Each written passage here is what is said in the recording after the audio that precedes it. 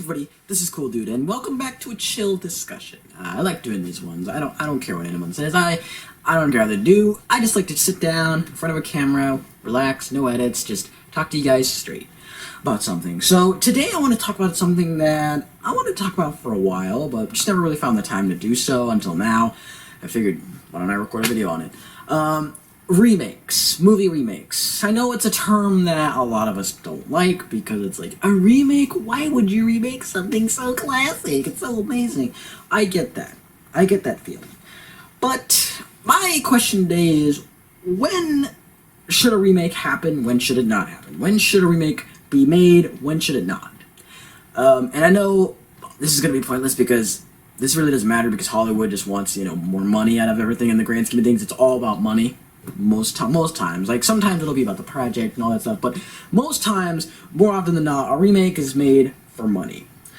So I'm here to say, when should a remake creatively not happen? Like, art-wise, when should a remake happen? So, the number one reason I think a remake should happen, if you want to make one, is if the original movie can be improved upon, or can be made better in some way, or modernized even.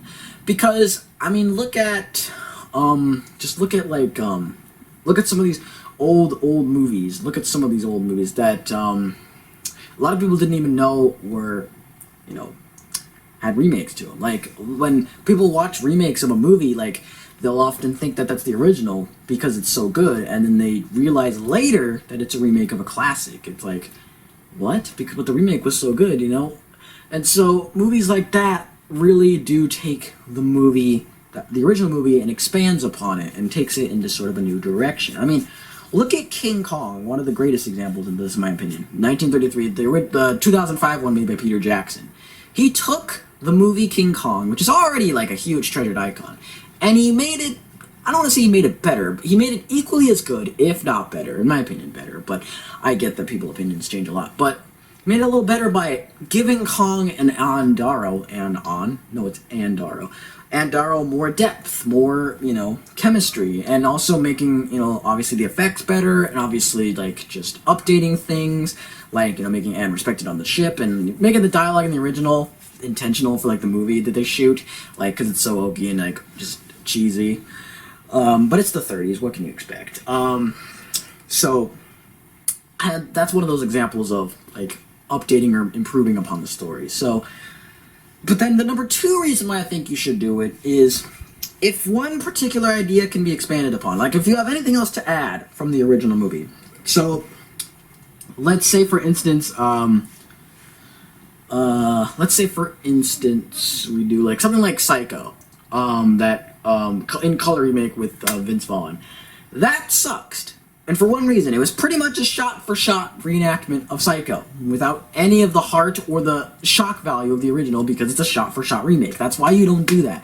Because if you're just going to do the same thing, except without any of the, like, the wild factor or the shock factor, because it's not the first time we've seen it, then why do it, Or like another thing, Beauty and the Beast, or some of their live-action remakes from Disney. Like, why would you bother making a shot-for-shot remake of Beauty and the Beast or Lion King, except in live action? Like, why would we want to see the same thing again, except without any of the emotion or the breathtaking animation? Why would anyone want to see that?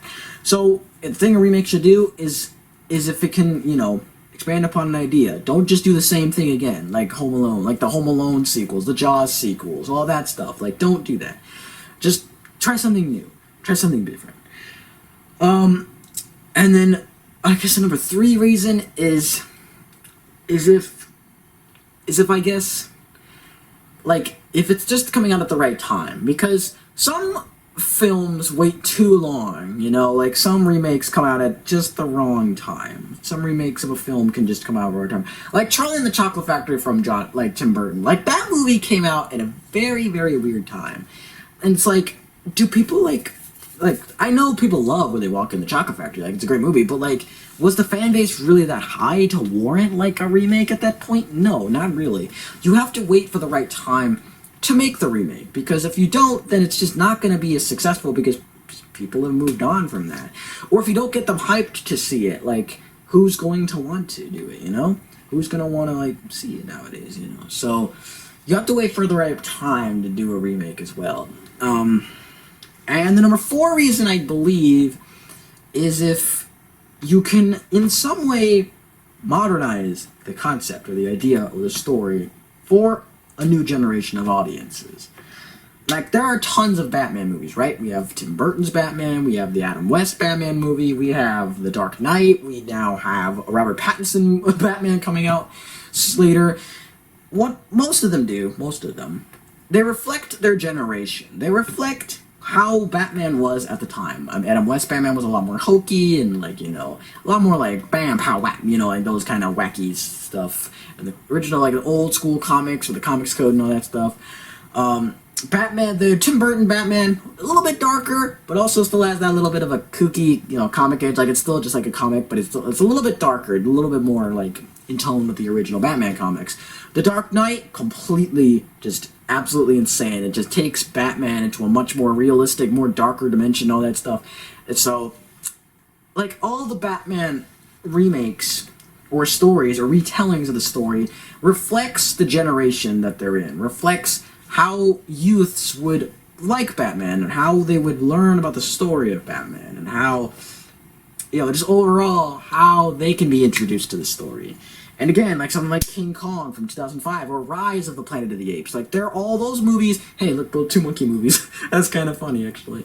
I swear I did not intend that at all. I mean, King Kong I already talked about, but it just kind of came to me, Rise of the Planet of the Apes. Like, those 2 movies introduce the idea of the originals, Planet of the Apes and King Kong, but they tell it in either a new light or just update it so that modern audiences can be like, this is really cool, and then it probably inspires them to see, like, the original, because if they know that the original is out, then it forces them to go see it. That's why I feel like when people say remakes are terrible, like, in some ways remakes can either inspire people to watch the old movie because, like, they're curious about how it is, or it can just, like, open their eyes to what you guys were watching, but, like, in a no more modern sense that causes them to like it a lot more. And there's nothing wrong with that to me. Now, when a remake does terribly, terribly wrong, like, it goes horribly wrong, it has no reason to exist, it's just there to make money, I can get that. Like, I can 100% get the hate for remakes at that point. But stuff like the Evil Dead remake, which was pretty good, stuff like all the Batman movie remakes that come out, all those other smart, intelligent, and actually, like, have merit to existing remakes, I have no problem with, because they do everything that we want in a remake. They improve it in some way, they improve on the original in some way, they modernize it, they have something new to add to it, anything new to add to the table, or they in some way, like, homage the original, because you have to understand what the original was trying to do. Like, you can't just, oh my god, what was that voice crack? Frick! I'm a man, I swear. Anyway, so, yeah, just, you can do your own thing with the remake, but you have to also acknowledge that this is a remake. Like, don't ignore what the original was trying to do. In some way, like, incorporate the main story into it. You can't just, like, call it, like, you can't call it Rise of the Planet of the Apes and then not show any of, like, what actually, like, any of the characters or any of the stuff that was involved in it. You can change the story, you can change the build-up to it, but in some way you have to, be able to, like, homage to the original. You have to be able to say that, hey, this is a remake of the original because here's the story, right? Here's the basic story, but now we're going to do something different with it. And if you're not going to do anything different with it, like, don't call it a remake, because it's not a remake. It's just, like, it's the exact same thing, but just done differently. So, in my opinion, that's what makes a good remake. Like, if you're going to make a really great remake, these are the reasons why I think, how a good remake should be done. Like, when a great remake should happen. If a movie can't be improved upon, if people can't separate it from the original, like something like the Ghostbusters 2016 movie, which I get the feeling a lot of it was just because, like it's the 1980s Ghostbusters. Like, how the hell are you going to separate that from that? And I don't personally hate that movie that much at the time. I hope I don't get slammed for that. But what I'm trying to say is that when people can't separate a remake from the original, like, don't do the remake, okay? Just don't do it. Like, don't mess with the original at that point. So, Anyway, that is gonna wrap it up for this chill discussion. Hopefully you guys enjoyed it. I found myself talking quite a bit on this one. I don't know, I really liked the idea of remakes. It's just been very interesting to me. And from Hollywood's proneness to like keep churning out remakes of stuff over and over and over again, I don't think this argument's gonna go away anytime soon. So, hope you enjoyed this chill discussion. If you did, leave a like. Let me know what you think of it down in the comments, or just leave me a comment in general. I don't care. And I'll read through it, and it'll be cool. But, until next time, guys, stay cool, and I will see you in the next video. Bye-bye, y'all.